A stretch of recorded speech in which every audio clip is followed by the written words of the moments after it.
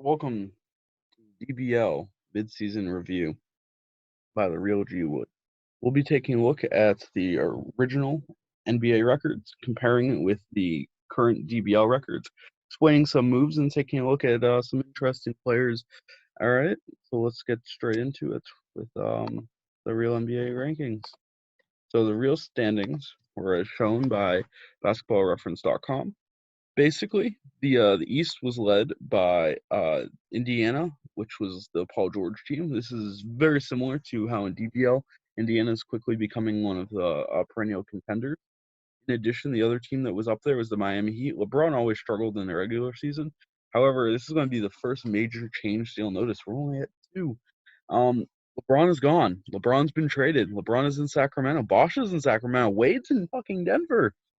So Miami is not going to be second. Other things of note: Chicago was a contender, nearly won 50 games, despite I believe this was post D Rose injury. And Toronto had a great season. I don't think we're quite seeing the same results from this Toronto team, however. But DeRozan was an All-Star. In the West, it was pretty much the same. The Thunder were great. San Antonio has been consistent for the last 2 decades, though this was getting close to the end of their time.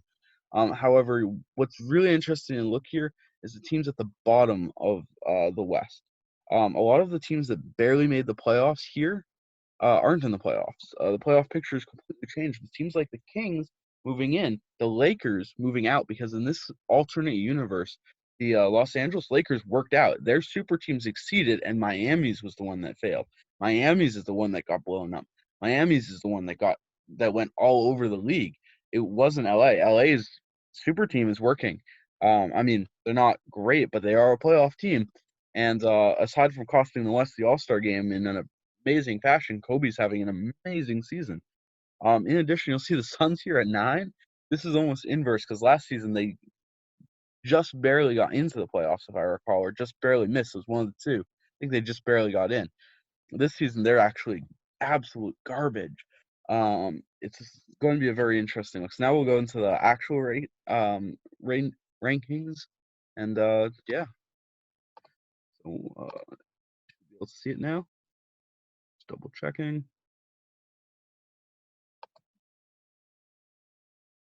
All right. So what you'll notice here is the East is basically the same. The top 3 teams are all top, or for the top 3 teams, I believe were 3 of the top 5. Atlanta, I believe, is the outlier, and they're actually quite strange for a team. If you take a look at them, you'll see their roster is led by a 52 overall Steve Nash, who's their franchise player by a mile. He's having a phenomenal season. Al Horford's having a great year. And John Jenkins looks like he could be something special for this team in the future, and he's fairly cheap for another couple of years, and then an RFA. They also had Livio John Charles, who was a real player who was drafted in the end of the first round, and I believe they picked him at 24. I believe he was in real life was taken at 29, and he progged almost as good as Giannis off their bench. And actually, we're welcoming in DD. Hi, DD. Feel free to shoot any questions you got on over. And we'll actually let's pop out and we'll take a look at one of the surprise teams from this season so far, which has been Charlotte. Um, Charlotte's been an absolute surprise. They're not a particularly great team in real life, and during this period in time, we're absolute garbage. But Didi's made some big moves, like adding Milos and making the move to acquire Andrew Bynum in free agency on a massive contract.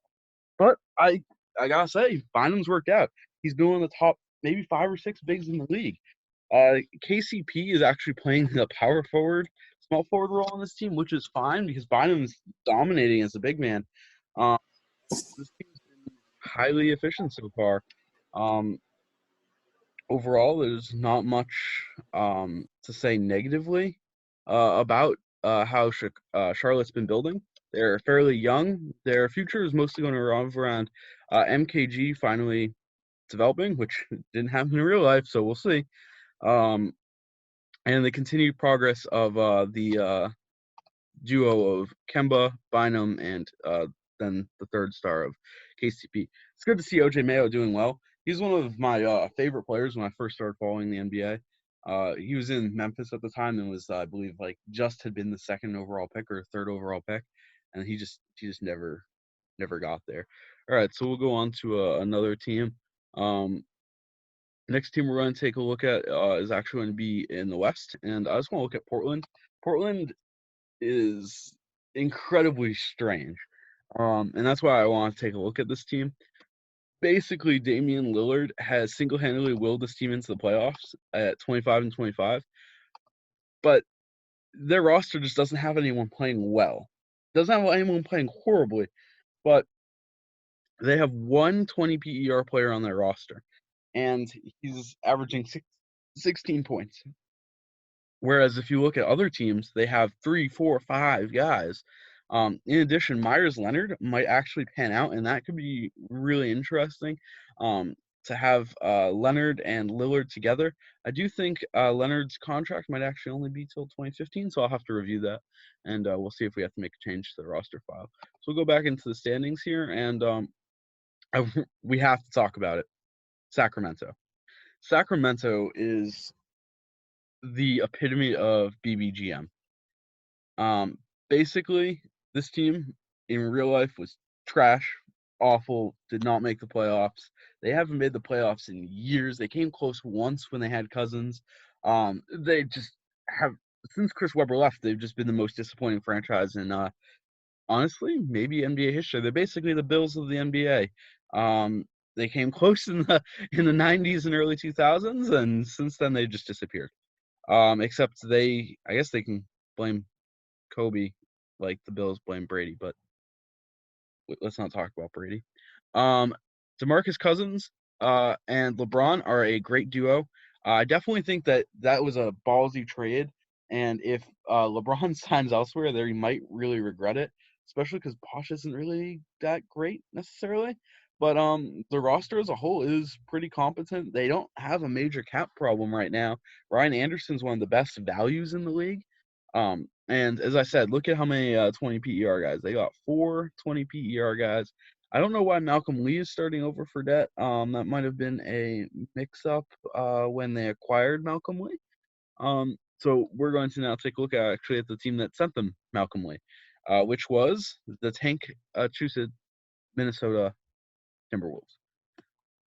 Corey Joseph hit a game winner. That was basically the highlight of their season. And yeah, their roster's trash. Utter trash and throwaway scrubs. And I think half these guys are gone now. They have a bright spot. Yeah, he has double digits in points. Yeah.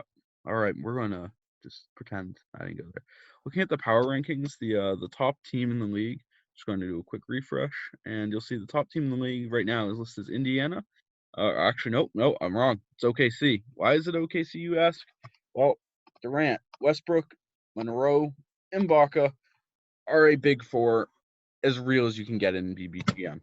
All of them are producing very solid. Ibaka might seem on paper to be the one that's maybe struggling the most. However, he puts up crazy good defensive stats, and he's only playing 26 minutes a game. If this team is healthy, there is no reason JJ can't win a second championship. They do have a bit of a cap problem. They only have a couple, it looks like $1.5 million of space. And they are entering an offseason in which they're going to have to pay Greg Monroe a ton to stay. Fortunately, I think he's actually going to be able to be re-signed, which is that is a luck right there, JJ. 1 point. But I digress because they're going to have to find a way to make it work. Maybe they lose Stuckey out of that. Wouldn't be the worst thing in the world, I suppose. We'll take a look at another team. Just going to kind of go randomly here and say, let's look at Golden State. Golden State's been a disappointment, largely due to injuries, I want to say. Hansborough missed time, and the team had a bad offseason. But this is just unfortunate. It's the opposite of the luck that you wish. No, DD is not better than Jordan. Oh, better GM? Yes, yeah. DD Savage is a much better GM, not a better player. He's a 49 in ABA, so yeah. But he is a better GM. He has gotten them to the playoffs, so we'll see. Charlotte could actually be a contender for a few years, which is really fun, considering they've never really been a contender. I kind of really want them to bring Gerald Wallace back when he's a free agent. Maybe even if Stephen Jackson, I think he might have retired. I don't know if he retired, but I want to bring their old boys back. Get the old boys together. Anyway, Glen Rice, Prague good. Glen Rice is actually one of a couple players who, in real life, he got arrested. So you'll see some late second-round picks. If they've had some legal troubles, their profile picks here are going to be some mugshots. And as a result, what you're getting here is Glen Rice is going to be a big part of this team's future. Allen Iverson's playing great despite being just a 43 overall. And I don't know. This team isn't great right now, but it could be in a couple years. Glen Rice developing. If Thompson has a good prog, Curry is, well, he's still Steph Curry. Doesn't matter if his roster around him is shit. It's going to be interesting if they make any moves, especially around the deadline. Maybe moving Bogut potentially. All right. Next up, let's take a look at New Orleans. This was a crazy move by Fleecer, and honestly, maybe GM of the year. Seriously. He brought in Chris Paul, and I was skeptical. I thought, what's he going to do? Maybe win 45 games? No. No. He basically said, "No, I'm going to win 50. I'm going to be a playoff team." Yeah, you know what? I'm going to be a contender. And Chris Paul and Anthony Davis are the best players in modern history for a reason. And they're definitely doing their thing. It's going to be very interesting to see how he keeps them around together financially for years. But as of right now, I don't see anything going too wrong with this team. He could use some depth, but Reggie Bullock was a great addition. I think he was a mid first round pick. Yeah, 27th, and he's already in the running for rookie of the year. So this is a great roster, and it's been doing a great job this season. And I'm very excited to see how they're going to be doing going forward. Let's take a look at a team I find horribly disappointing, and that's going to be Orlando. So Orlando had a crazy test prog in which they won the championship as the fourth seed. Since then, not so much at all. Basically, they have their quote unquote big three of shooting guards in their starting lineup that are all 3-and-D guys and all playing worse than they expected to. And then off the bench, they also have their big three of shooting guards. Yeah. And they're all playing pretty bad. So, that happened. All right. Let's take a real quick look here at Milwaukee. This is one of the funnest teams to watch. I'm telling you, they score a crazy amount of game, and they're young, exciting, have some really great players. I mean, Brandon Jennings is a future superstar in the league, and they have him on a great deal. I see no reason that this team isn't going to be a contender next season. Derek Williams was another solid pickup there, and Evan Turner's having the best year of his career, I think, at this point. Not positive. I'm not a big Evan Turner fan. I'm a Celtics fan and kind of suck Celtics. So let's take a look at another team of disappointment, and that's going to be the Houston Rockets. This team should have been a contender. They were a contender. For all intents and purposes, they deserved to be the 7th or 8th seed this year. They did a great job building their roster. Pat Beverly had a god-tier prog and probably is the most valuable per-dollar player in the league now. Not even kidding. He's 59.61, getting paid less than $700,000. That is literally, I believe, like $200K more than the minimum, and he is borderline all-star. They put him with James Harden, which is an interesting backcourt, and it was working pretty okay. And great with Kevin Love, who was a really interesting fit alongside Harden, but then they just utterly fell apart when Love got hurt. Fortunately, he's going to come back. And he didn't go down any overall, I think. Maybe one, if anything. No, he didn't even go down any overall. But it is a sizable loss for a contender to lose one of their best players. All right. Now, I'm going to take a look at some of the award races, and we'll talk a little bit about that. And if anyone has any requests on any teams, just let me know, and I'll go through those teams. So looking at the award races here, We have for MVP, the likely candidate is Rose, who missed the All-Star game. All right, I called that. Told you he was going to be a team captain, but he wasn't. Uh, we have snubbed All-Star MVP Rondo above Paul George, who won it, but did not. Paul George is on my team, so I really want to edit the code and change that, but I'm not going to. Chris Paul is having a tremendous year, and Kobe is willing the Lakers into a playoff spot. If LeBron didn't get traded, he honestly would be the MVP of this season. But being on Sacramento, I don't know if he deserves it because he's playing with Cousins now. Cousins is probably the better player out of the two in terms of long-term value. He's probably the guy they're building around. And Curry is having a great year, just isn't in the playoffs. So I'd say likelihood to win is it's going to be Rose, Durant, maybe Chris Paul, Kobe, James. Barring injury, I can see Rondo, PG getting in there. Dwight Howard should not be there. I don't know why he is. I don't even know why he's really there on defensive player either. I mean, I know he's putting up the stats, but to say that this has been a good year for Dwight is just it's wrong. His offensive game has completely dissolved, which is unfortunate. But is what it is. Andrew Bynum, I'm so excited we're seeing prime Bynum. I mean, that's really a great thing about BBGM is this is prime Andrew Bynum. He is healthy, he is productive, and he's winning. He is on, dare I say it, the best team of his career. I hate the Lakers. All right, we'll we'll keep moving on. Yeah, Dennis Schroeder, who is having a breakout year as rookie of the year. I mean, he was a late first round pick, I think, like 16th, no, 18th, 18th overall. And he averaged 15-5, and honestly, one of the best picks in the draft. Reggie Bullock, late first round pick, having a great year. In fact, of the lottery guys, you have Michael Carter Williams, who is fourth, surprisingly high, but those averages are quite miserable, and it's hard to say he's not going to be a bust. Oladipo's having a good year. He was the second overall pick. Hardaway, I think, was a lottery pick, and he's having a pretty good season.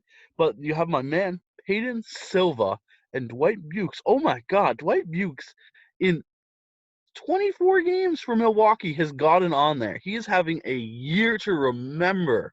That is insane. Why the fuck did I trade him? And Peyton Silva is having a great season for Brooklyn. He's actually looks like back down a little bit the last few weeks. That's unfortunate. In terms of sixth man of the year, Roy Hibbert is somehow at one, even though I'm pretty sure he's starting. Nikola Vucevic is probably going to win it for Orlando, but DeAndre Jordan has a possibility, and so is Collinson. I guess Pierce is coming off the bench now. This is a really weird sixth man of the year race. I honestly don't think any of these guys should be coming off the bench. I suppose a couple of them maybe, but it's just a very strange race. And then most improved player. This is going to be chaotic. So Elliot Williams broke out this year, and how the fuck is Drummond there? His PER went up, I suppose, but he shouldn't be there. Drummond should not be there. He does not deserve it. If I had to give it to anyone, my personal favorite would be I'd say Myers Leonard or Elliot Williams after, of course, Jordan Hamilton, who's having a great year.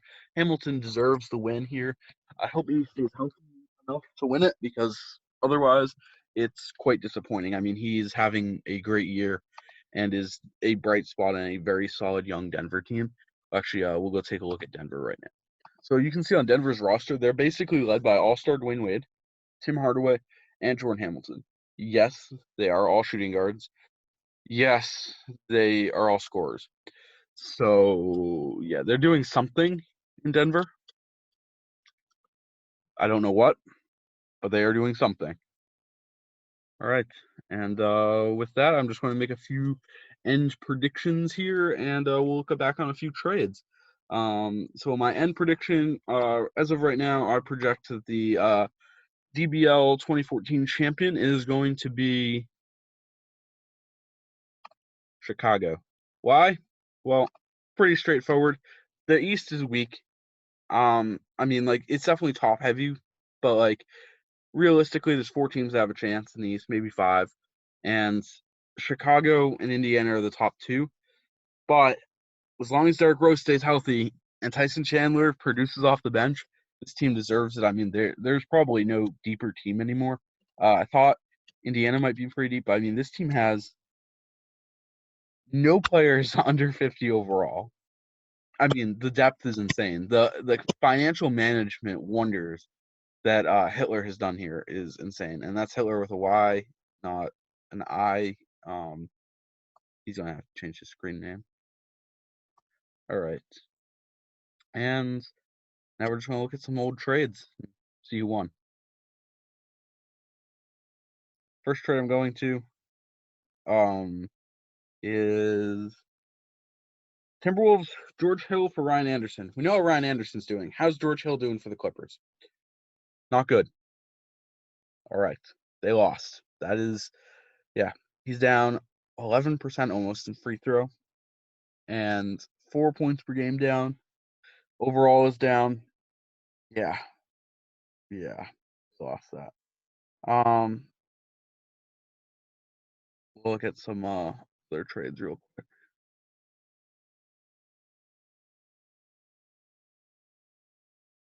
Look at the Nick Calthes trade. They traded Calthes for honestly what comes out to Jervis Vasquez, and I don't know what Minnesota's thinking.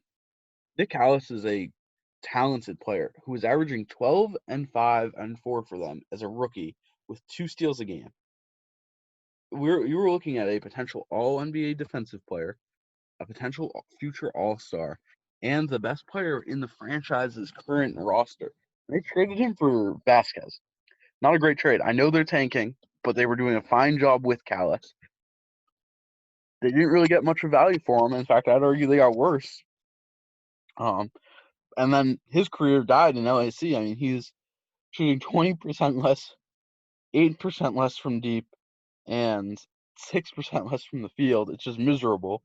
Both teams lost on that trade because Vasquez was a decent performer, if I recall, for the Clippers, and so was Minny. So Vasquez in his time in LAC averaged 9 and 7. So he was outperforming what they're currently getting. Wow, we've looked at 2 Minnesota LAC trades, and both have hurt LAC, and I think neither helped Minnesota either. Oof. Ooh. We can look at this trade. This is a cool trade down here. This is the Clippers trading Chris Paul for Lopez, Anderson, Aminu, Vasquez, first, second, first, and a second. It's a massive haul. Comes out to 3 firsts, 3 seconds, Ryan Anderson for Chris Paul. But that I do think it's worth it. Chris Paul is a star in this league. All right, now we're also going to take a real quick look at the draft class, and we're going to see right now where the players are likely to go. So if the draft was today, as of right now, the first overall pick would likely go to Philadelphia, then Cleveland, with Minnesota and Dallas also having a chance at the first overall pick. Philly potentially taking using the first overall pick on Wiggins is a possibility. But more, I want to focus on the fact that Cleveland could end up with the first overall pick this year and Noel already on their roster. And if they end up with that and they say they draft Embiid, you can end up with Cleveland having Noel and Embiid and another early round pick next year as their big 3 going forward. That'd just be craziness. This draft, so only the draft in the left, the 2014 one is done, but it is all the way done. So you have Andrew Wiggins, Jabari Parker, and Joel Embiid being the really only guaranteed stars, the only guys that have superstar potential, superstars getting over 70. But then you have guys like Jokic, who is just completely raw. You could literally get nothing, or you could have a superstar. Aaron Gordon is significantly more developed than him. He's in the same category. Actually, I'm very curious what you guys think, so I guess this is today's question. Which power forward should go first? Aaron Gordon, Julius Randle, or Noah Vonleh? For me, I think Randall's actually the better. He produces better stats. He's got higher basketball fundamentals. Gordon's more athletic. Vonleh's kind of a mix between the two, but a little bit lower overall. But I'd say in this draft, you're looking at the order currently being 1, probably Parker, 2, Wiggins, 3, Embiid. 4, I think it's going to be Gordon, unfortunately, even though I want it to be Randall. 5, 6, probably 7, 8, 9, 10, 11, 12, 13, 14, 15, and 16, 17, and then I think 18, 19, and probably 20 and 21. That's just my prediction for the first 21 picks in the draft. And we'll do nothing more just to round out the first round so you can see who I think is going to go in the first. I think Capella will. Isaiah Austin, I certainly hope. Someone's going to draft Jordan Adams.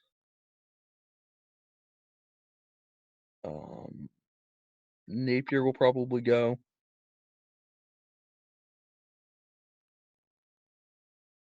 Let's see, do we have any high overall guys?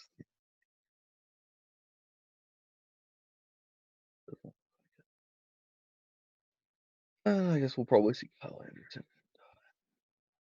And should be 2 more. I think 1 more.